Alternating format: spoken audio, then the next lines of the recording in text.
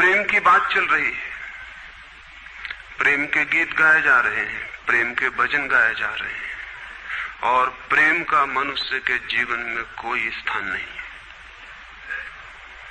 अगर आदमी के भीतर खोजने जाएं तो प्रेम से ज्यादा असत्य शब्द दूसरा नहीं मिलेगा। और जिन लोगों ने प्रेम को असत्य सिद्ध कर दिया है और जिन्होंने प्रेम की समस्त धाराओं को अवरुद्ध कर दिया है, और बड़ा दुर्भाग्य यह है कि लोग समझते हैं वे ही प्रेम के जन्मदाता भी हैं। धर्म प्रेम की बातें करता है, लेकिन आज तक जिस प्रकार का धर्म मनुष्य जाति के ऊपर दुर्भाग्य की भांति छाया हुआ है, उस धर्म ने ही मनुष्य के जीवन से प्रेम के सारे द्वार बंद कर दिए। और न इस संबंध में पूरब और पश्चिम में कोई फर्क है, न हिंदुस्तान में और न अमेरिका में कोई फर्क है। मनुष्य के जीवन में प्रेम की धारा प्रकट ही नहीं हो पाई, और नहीं हो पाई तो हम दोष देते हैं कि मनुष्य ही बुरा है इसलिए नहीं प्रकट हो पाई। हम दोष देते हैं कि ये मन ही जहर है इसलिए प्रकट नहीं हो पाई। मन जहर नहीं है, और जो लोग मन को जहर कहते रहे उन्होंने ही प्रेम को जहरीला कर दिया, प्रेम को प्रकट नहीं होने दिया। मन जहर हो कैसे सकता है? इस जगत में कुछ भी जहर नहीं है। परमात्मा के सारे उपक्रम में कुछ भी विष नहीं है, सब अमृत है। लेकिन आदमी ने सारे अमृत को जहर कर लिया है, और इस जहर करने में शिक्षक, साधु संत और तथाकथित धार्मिक लोगों का सबसे ज्यादा हाथ है। इस बात को थोड़ा समझ लेना जरूरी है, क्योंकि अगर ये बात दिखाई न पड़े तो मनुष्य के जीवन में कभी भी प्रेम भविष्य में भी नहीं हो सकेगा। क्योंकि जिन कारणों से प्रेम नहीं पैदा हो सका है, उन्हीं कारणों को हम प्रेम प्रकट करने के आधार और कारण बना रहे हैं।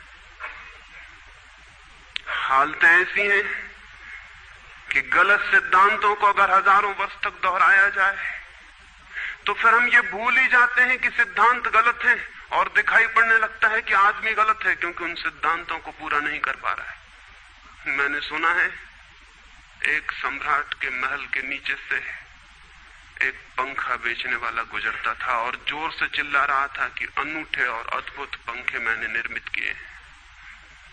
ऐसे पंखे कभी भी नहीं बनाए गए, ये पंखे कभी देखे भी नहीं गए हैं। सम्राट ने खिड़की से झांक के देखा कि कौन है जो अनूठे पंखे ले आया। सम्राट के पास सब तरह के पंखे थे, दुनिया के कोने कोने में जो मिल सकते थे। और नीचे देखा, गलियारे में खड़ा हुआ एक आदमी, साधारण 2-2 पैसे के पंखे होंगे, और चिल्ला रहा है कि अनूठे, अद्वितीय। उस आदमी को ऊपर बुलाया और पूछा कि इन पंखों में क्या खूबी है, दाम क्या है इन पंखों के। उस पंखे वाले ने कहा कि महाराज दाम ज्यादा नहीं है, पंखे को देखते हुए दाम बहुत कम है, सिर्फ 100 रुपए का पंखा है। सम्राट ने कहा 100 रुपए? ये 2 पैसे का पंखा जो बाजार में जगह जगह मिलता है, 100 रुपए दाम, क्या है इसकी खूबी? उस आदमी ने कहा खूबी ये पंखा 100 वर्ष चलता है, 100 वर्ष के लिए गारंटी है, 100 वर्ष से कम में खराब नहीं होता है। सम्राट ने कहा इसको देख के तो ऐसा लगता है कि सप्ताह भी चल जाए, पूरा तो मुश्किल है। धोखा देने की कोशिश कर रहे हो, सरासर बेईमानी, और वो भी सम्राट के सामने। उस आदमी ने कहा आप मुझे भली भांति जानते हैं, इसी गलियारे में रोज पंखे बेचता हूं, 100 रुपए दाम है इसके, और अगर 100 वर्ष न चले तो जिम्मेदार मैं हूं, रोज तो नीचे मौजूद होता हूं, और फिर आप सम्राट हैं, आपको धोखा देके जाऊंगा कहां? वो पंखा खरीद लिया गया। सम्राट को विश्वास तो न था, लेकिन आश्चर्य भी था कि यह आदमी सरासर झूठ बोल रहा है, किस बल पर बोल रहा है। पंखा 100 रुपए में खरीद लिया गया और उससे कहा कि 7वें दिन तुम उपस्थित हो जाना। 2-4 दिन में ही पंखे की डंडी बाहर निकल गई, 7वें दिन तो वो बिल्कुल मुर्दा हो गए। लेकिन सम्राट ने सोचा कि शायद पंखे वाला आएगा नहीं, लेकिन ठीक समय पर 7वें दिन वो पंखे वाला हाजिर हो गया। उसने कहा कहो महाराज। उन्होंने कहा कहना नहीं, ये पंखा पड़ा हुआ है टूटा हुआ, इस 7 दिन में ये गति हो गई, तुम कहते 100 वर्ष चलेगा? पागल हो या धोखेबाज क्या हो? उस आदमी ने कहा कि मालूम होता है आपको पंखा झलना नहीं आता है। पंखा तो 100 वर्ष चलता ही, पंखा तो गारंटीड है। आप पंखा झलते कैसे थे? सम्राट ने कहा और भी सुनो, अब मुझे ये भी सीखना पड़ेगा कि पंखा कैसे किया जाता है। उस आदमी ने कहा कृपा करके बताइए कि इस पंखे की गति 7 दिन में ऐसी कैसे बना दी आपने, किस भांति पंखा किया? सम्राट ने पंखा उठा के करके दिखाया कि इस भांति मैंने पंखा किया है। उस आदमी ने कहा समझ गया, भूल, इस तरह पंखा नहीं किया जाता। सम्राट ने कहा और क्या रास्ता है पंखा चलने का? उस आदमी ने कहा पंखा पकड़िए सामने और सिर को हिलाइए। पंखा 100 वर्ष चलेगा, आप समाप्त हो जाएंगे लेकिन पंखा बचेगा। पंखा गलत नहीं है, आपके जलने का ढंग गलत है। यह आदमी पैदा हुआ है 5-6 हजार या 10 हजार वर्ष की संस्कृति का, यह आदमी फल है, लेकिन संस्कृति गलत नहीं है, यह आदमी गलत है। आदमी मरता जा रहा है रोज और संस्कृति की दुहाई चलती चली जाती है कि महान संस्कृति, महान धर्म, महान सब कुछ, और उसका ये फल है। आदमी उसी संस्कृति से गुजरा है और ये परिणाम है उसका।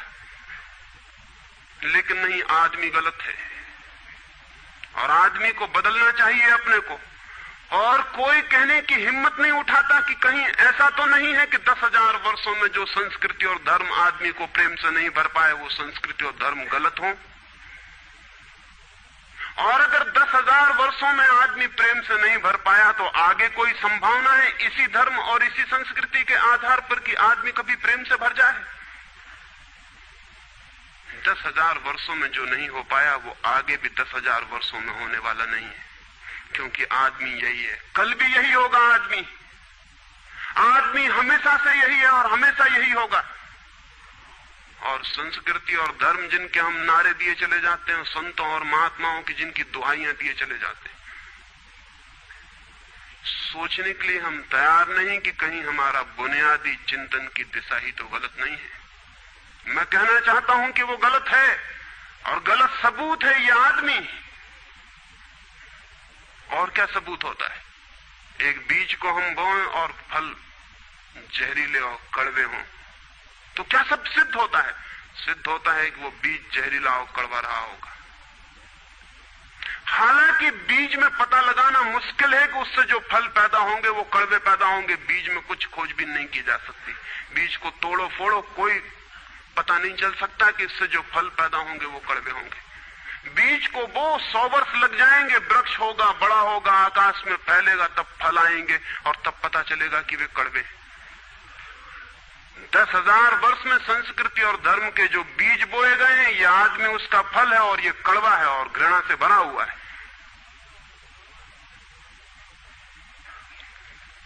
लेकिन उसी की दुहाई दिया चले जाते हैं हम और सोचते हैं उससे प्रेम हो जाएगा। मैं आपसे कहना चाहता हूं उससे प्रेम नहीं हो सकता है, क्योंकि प्रेम के पैदा होने की जो बुनियादी संभावना है, धर्मों ने उसकी ही हत्या कर दी है और उसमें ही जहर घोल दिया है। मनुष्य से भी ज्यादा प्रेम पशुओं और पक्षियों में और पौधों में दिखाई पड़ता है, जिनके पास न कोई संस्कृति है न कोई धर्म है। संस्कृत और सुसंस्कृत और सभ्य मनुष्यों की बजाय असभ्य और जंगल के आदमी में ज्यादा प्रेम दिखाई पड़ता है, जिसके पास न कोई विकसित धर्म है, न कोई सभ्यता है, न कोई संस्कृति है। जितना आदमी सभ्य, सुसंस्कृत और तथाकथित धर्मों के प्रभाव में मंदिरों और चर्चों में प्रार्थना करने लगता, उतना ही प्रेम से शून्य क्यों होता चला जाता? जरूर कुछ कारण है और 2 कारणों पर मैं विचार करना चाहता हूं। अगर वे ख्याल में आ जाएं तो प्रेम के अवरुद्ध स्रोत टूट सकते हैं और प्रेम की गंगा बह सकती है। वो हर आदमी के भीतर है, उसे कहीं से लाना नहीं है। प्रेम कोई ऐसी बात नहीं है कि कहीं खोजने जाना है उसे, वो है। वो प्राणों की प्यास है हर एक के भीतर, वो प्राणों की सुगंध है प्रत्येक के भीतर, लेकिन चारों तरफ से परकोटा है उसके और वो प्रकट नहीं हो पाती। सब तरफ पत्थर की दीवार है और वो झरने नहीं फूट पाते। तो प्रेम की खोज और प्रेम की साधना कोई पॉजिटिव, कोई विधायक खोज और साधना नहीं है कि हम जाएं और कहीं प्रेम सीख लें। एक मूर्तिकार एक पत्थर को तोड़ रहा था। कोई देखने गया था कि मूर्ति कैसे बनाई जाती है। उसने देखा कि मूर्ति तो बिल्कुल नहीं बनाई जा रही, सिर्फ छेनी और हथौड़े से पत्थर तोड़ा जा रहा है। तो उस आदमी ने पूछा कि आप क्या कर रहे हैं, मूर्ति नहीं बनाएंगे? मैं तो मूर्ति का बनना देखने आया हूं, आप तो सिर्फ पत्थर तोड़ रहे हैं।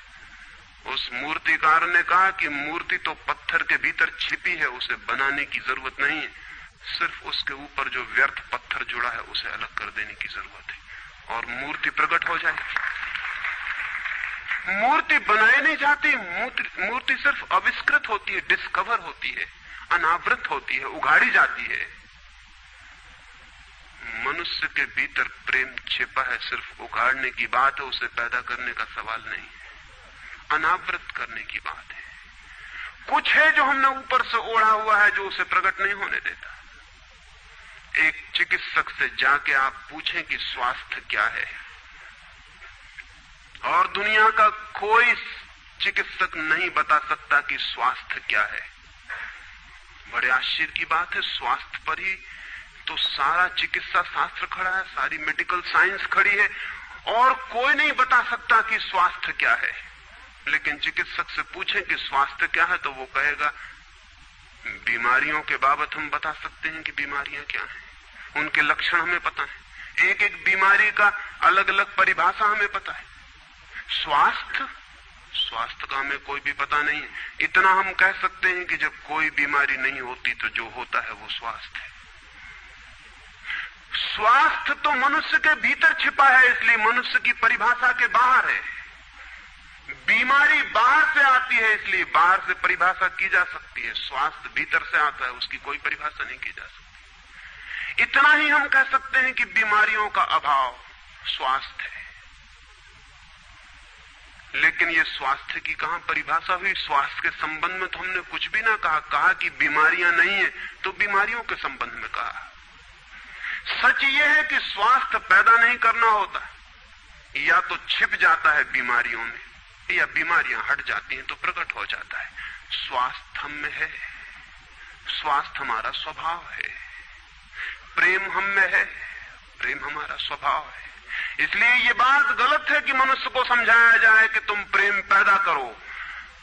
सोचना यह है कि प्रेम पैदा क्यों नहीं हो पा रहा है, बाधा क्या है, अड़चन क्या है, कहां रुकावट डाल दी गई। अगर कोई भी रुकावट ना हो तो प्रेम प्रकट होगा ही, उसे सिखाने की और समझाने की कोई भी जरूरत नहीं है। अगर मनुष्य के ऊपर गलत संस्कृति और गलत संस्कार की धाराएं और बाधाएं न हो तो हर आदमी प्रेम को उपलब्ध होगा ही, ये अनिवार्यता है। प्रेम से कोई बच ही नहीं सकता, प्रेम स्वभाव है। गंगा बहती है हिमालय से, बहेगी गंगा, उसके प्राण है, उसके पास जल है, वो बहेगी और सागर को खोज ही लेगी। न किसी पुलिस वाले से पूछेगी, न किसी पुरोहित से पूछेगी कि सागर कहां है। देखा किसी गंगा को चौरस्ते पर खड़े होकर पूछते कि सागर कहां है? उसके प्राणों में है छिपी सागर की खोज और ऊर्जा है, तो पहाड़ तोड़ेगी, मैदान तोड़ेगी और पहुंच जाएगी सागर तक। सागर कितने ही दूर हो, कितना ही छिपा हो, खोज ही लेगी। और कोई रास्ता नहीं है, कोई गाइड बुक नहीं है कि जिससे पता लगा ले कि कहां से जाना है, लेकिन पहुंच जाती है। लेकिन बांध दिए जाएं, चारों तरफ परकोटे उठा दिए जाएं, प्रकृति की बाधाओं को तोड़ के तो गंगा सागर तक पहुंच जाती है। लेकिन अगर आदमी की इंजीनियरिंग की बाधाएं खड़ी कर दी जाएं तो हो सकता है गंगा सागर तक न पहुंच पाए। ये भेद समझ लेना जरूरी है। प्रकृति की कोई भी बाधा असल में बाधा नहीं है, इसलिए गंगा सागर तक पहुंच जाती है, हिमालय को काट के पहुंच जाती है। लेकिन अगर आदमी ईजाद करे, इंतजाम करे, तो गंगा को सागर तक नहीं भी पहुंचने दे सकता है। प्रकृति का तो एक सहयोग है, प्रकृति तो एक हार्मनी है। वहां जो बाधा भी दिखाई पड़ती है वो भी शायद शक्ति को जगाने के लिए चुनौती है। वहां जो विरोध भी दिखाई पड़ता है वो भी शायद भीतर प्राणों में जो छिपा है उसे प्रकट करने के लिए बुलावा है। वहां शायद कोई बाधा नहीं है। वहां हम बीज को दबाते हैं जमीन में, दिखाई पड़ता है कि जमीन की एक परत बीज के ऊपर पड़ी है, बाधा दे रही, लेकिन वो बाधा नहीं दे रही। अगर वो परत ना होगी तो बीज अंकुरित भी नहीं हो पाएगा। ऐसे दिखाई पड़ता है कि एक परत जमीन की बीज को नीचे दबा रही है, लेकिन वो परत दबा इसलिए रही है ताकि बीज दबे, गले और टूट जाए और अंकुर बन जाए। ऊपर से दिखाई पड़ता है वो जमीन बाधा दे रही, लेकिन वो जमीन मित्र है और सहयोग कर रही बीज को प्रकट करने में। प्रकृति तो एक हार्मनी है, एक संगीतपूर्ण लयबद्धता है, लेकिन आदमी ने जो जो निसर्ग के ऊपर इंजीनियरिंग की है, जो जो उसने अपने यांत्रिक धारणाओं को ठोंकने की और बिठाने की कोशिश की है, उससे गंगाएं रुक गई हैं, जगह जगह अवरुद्ध हो गई हैं। और फिर आदमी को दोष दिया जाता है। किसी बीज को दोष देने की जरूरत नहीं है। अगर वो पौधा न बन पाए तो हम कहेंगे कि जमीन नहीं मिली होगी, ठीक, पानी नहीं मिला होगा, ठीक, सूरज की रोशनी नहीं मिली होगी, ठीक, लेकिन आदमी के जीवन में खिल न पाए फूल प्रेम का तो हम कहते हैं तुम हो जिम्मेवार। और कोई नहीं कहता कि भूमि ना मिली होगी, ठीक, पानी ना मिला होगा, ठीक, सूरज की रोशनी ना मिली होगी, ठीक, इसलिए यह आदमी का पौधा अवरुद्ध रह गया, विकसित नहीं हो पाया, फूल तक नहीं पहुंच पाया। मैं आपसे कहना चाहता हूं कि बुनियादी बाधाएं आदमी ने खड़ी की हैं। प्रेम की गंगा तो बह सकती है और परमात्मा के सागर तक पहुंच सकती है। आदमी बना उसलिए है कि वो बहे और प्रेम बहे और परमात्मा तक पहुंच जाए, लेकिन हमने कौन सी बाधाएं खड़ी कर दी? पहली बात, आज तक मनुष्य की सारी संस्कृतियों ने सेक्स का, काम का, वासना का विरोध किया है। इस विरोध ने मनुष्य के भीतर प्रेम के जन्म की संभावना तोड़ दी, नष्ट कर दी। इस निषेध ने, क्योंकि सच्चाई यह है कि प्रेम की सारी यात्रा का प्राथमिक बिंदु काम है, सेक्स है। प्रेम की यात्रा का जन्म गंगोत्री, जहां से गंगा पैदा होगी प्रेम की, वो सेक्स है, वो काम है। और उसके सब दुश्मन है, सारी संस्कृतियां और सारे धर्म और सारे गुरु और सारे महात्मा। तो गंगोत्री पर ही चोट कर दी, वहीं रोक दिया। पाप है काम, अधम है काम, जहर है काम। और हमने सोचा भी नहीं कि काम की ऊर्जा ही, सेक्स एनर्जी ही अंततः प्रेम में परिवर्तित होती और रूपांतरित होती। प्रेम का जो विकास है वो काम की शक्ति का ही ट्रांसफॉर्मेशन है, वो उसी का रूपांतरण है। एक कोयला पड़ा हो और आपको ख्याल भी नहीं आएगा कि कोयला ही रूपांतरित होकर हीरा बन जाता है। हीरे और कोयले में बुनियादी रूप से कोई भी फर्क नहीं है। हीरे में भी वही तत्व हैं जो कोयले में है, और कोयला हजारों वर्ष की प्रक्रिया से गुजर के हीरा बन जाता है। लेकिन कोयले की कोई कीमत नहीं है। उसे कोई घर में रखता भी है तो ऐसी जगह जहां दिखाई न पड़े, और हीरे को लोग छातियों पर लटका के घूमते कि वो दिखाई पड़े। और हीरा और कोयला एक ही है, लेकिन कोई दिखाई नहीं पड़ता कि इन दोनों के बीच अंतर संबंध है, एक यात्रा है। कोयले की शक्ति ही हीरा बनती है, और अगर आप कोयले के दुश्मन हो गए, जो कि हो जाना बिल्कुल आसान है क्योंकि कोयले में कुछ भी नहीं दिखाई पड़ता, तो हीरे के पैदा होने की संभावना भी समाप्त हो गई, क्योंकि कोयला ही हीरा बन सकता था। सेक्स की शक्ति ही, काम की शक्ति ही प्रेम बनती है, लेकिन उसके विरोध में सारे दुश्मन हैं उसके, अच्छे आदमी उसके दुश्मन हैं। और उसके विरोध ने प्रेम के अंकुर भी नहीं फूटने दिए और जमीन से प्रथम से पहली सीढ़ी से नष्ट कर दिया भवन को। फिर वो हीरा नहीं बन पाता, कोयला, क्योंकि उसके बनने के लिए जो स्वीकृति चाहिए, जो उसका विकास चाहिए, जो उसको रूपांतरित करने की प्रक्रिया चाहिए, उसका सवाल ही नहीं उठता। जिसके हम दुश्मन हो गए, जिसके हम शत्रु हो गए, जिससे हमारी द्वंद्व की स्थिति बन गई और जिससे हम निरंतर लड़ने लगे, अपनी ही शक्ति से आदमी को लड़ा दिया गया है, सेक्स की शक्ति से आदमी को लड़ा दिया गया है। और शिक्षाएं दी जाती हैं कि द्वंद्व छोड़ना चाहिए, कॉन्फ्लिक्ट छोड़नी चाहिए, लड़ना नहीं चाहिए। और सारी शिक्षाएं बुनियाद में सिखा रही हैं कि लड़ो, मन जहर है तो मन से लड़ो, जहर से तो लड़ना पड़ेगा। सेक्स पाप है तो उससे लड़ो। और ऊपर से कहा जा रहा है कि द्वंद्व छोड़ो। जिन शिक्षाओं के आधार पर मनुष्य द्वंद्व से भर रहा है, वही शिक्षाएं दूसरी तरफ कह रही कि द्वंद्व छोड़ो। एक तरफ आदमी को पागल बनाओ और दूसरी तरफ पागल खाने खोलो कि उनका इलाज करना है। एक तरफ कीटाणु फैलाओ बीमारियों के और फिर अस्पताल खोलो कि बीमारियों का इलाज यहां किया जाता है। एक बात समझ लेनी जरूरी है संबंध में, मनुष्य कभी भी काम से मुक्त नहीं हो सकेगा। काम उसके जीवन का प्राथमिक बिंदु है, उसी से जन्म होता है। परमात्मा ने काम की शक्ति को ही, सेक्स को ही सृष्टि का मूल बिंदु स्वीकार किया है। और परमात्मा जिसे पाप नहीं समझ रहा, महात्मा उसे पाप बता रहे हैं। अगर परमात्मा उसे पाप समझता है तो परमात्मा से बड़ा पापी इस पृथ्वी पर, इस जगत में, इस विश्व में कोई भी नहीं है। फूल खिला हुआ दिखाई पड़ रहा है। कभी सोचा है कि फूल का खिल जाना भी सेक्सुअल एक्ट है? फूल का खिल जाना भी काम की एक घटना है, वासना की एक घटना है। फूल में है क्या उसके खिल जाने में? उसके खिल जाने में कुछ भी नहीं है।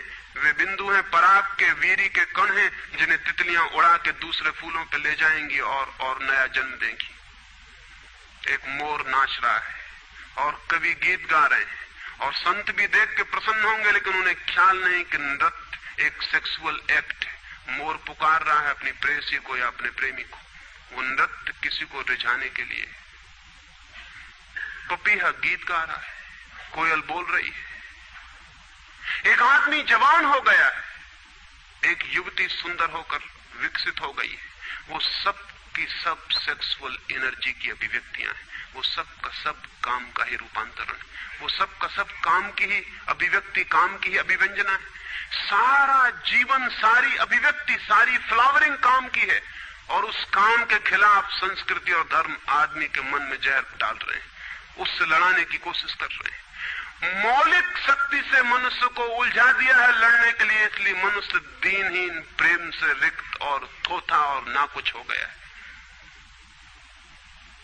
काम से लड़ना नहीं है, काम के साथ मैत्री स्थापित करनी है और काम की धारा को और ऊंचाइयों तक ले जाना है। किसी ऋषि ने किसी वधू को, 9 वर और वधू को आशीर्वाद देते हुए कहा था कि तेरे 10 पुत्र पैदा हों और अंततः तेरा पति तेरा 11वां पुत्र हो जाए।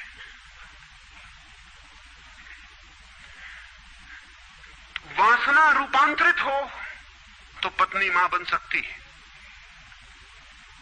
वासना रूपांतरित हो तो काम प्रेम बन सकता है। लेकिन काम ही प्रेम बनता है, काम की ऊर्जा ही प्रेम की ऊर्जा में विकसित होती है, फलित होती है। लेकिन हमने मनुष्य को भर दिया है काम के विरोध में। इसका परिणाम यह हुआ कि प्रेम तो पैदा नहीं हो सका, क्योंकि वो तो आगे का विकास था, काम की स्वीकृति से आता। प्रेम तो विकसित नहीं हुआ और काम के विरोध में खड़े होने के कारण मनुष्य का चित्त ज्यादा से ज्यादा कामुक और सेक्सुअल होता चला गया।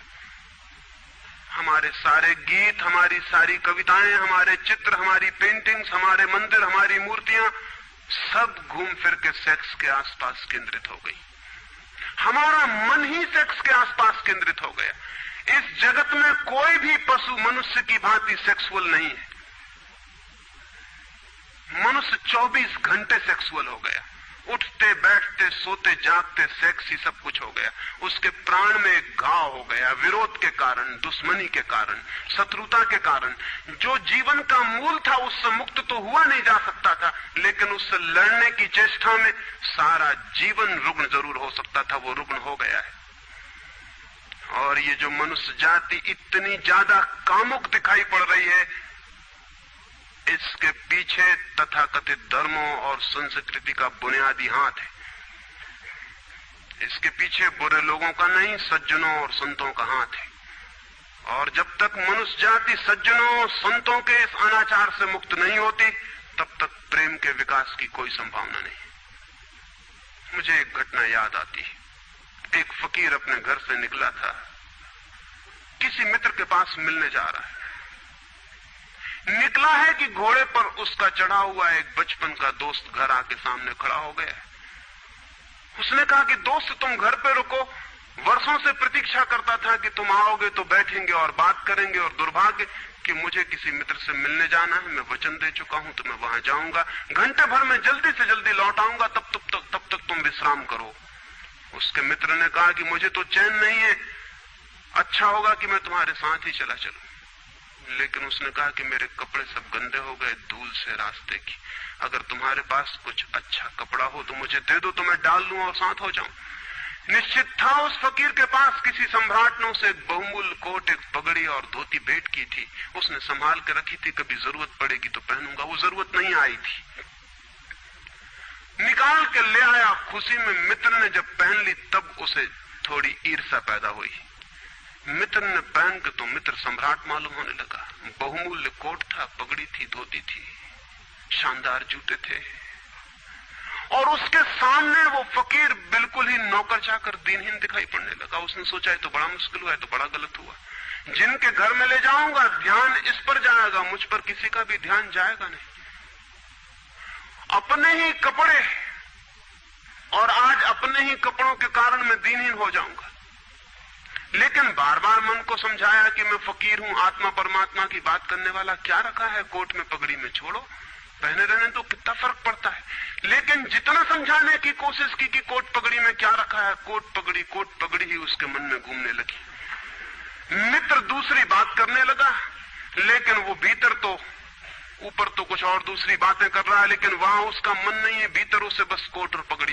रास्ते पर जो भी आदमी देखता है उसको कोई भी नहीं देखता, मित्र की तरफ सबकी आंखें जाती हैं। वो बड़ा मुश्किल में पड़ गया कि तो आज अपनी भूल कर ली, अपने हाथ से भूल कर ली। जिनके घर जाना था वहां पहुंचा, जाके परिचय दिया कि मेरे मित्र हैं, जमाल, बचपन के दोस्त हैं, बहुत प्यारे आदमी हैं। और फिर अचानक अनजाने मुंह से निकल गया कि रह गए कपड़े सो कपड़े मेरे हैं। क्योंकि मित्र भी जिनके घर गए थे वो भी उसके कपड़ों को देख रहे थे, और भीतर उसके चल रहा था कोट पगड़ी, मेरी कोट पगड़ी, और उन्हीं की वजह से मैं परेशान हो रहा हूं। निकल गया मुंह से कि रह गए कपड़े, कपड़े मेरे। मित्र भी हैरान हुआ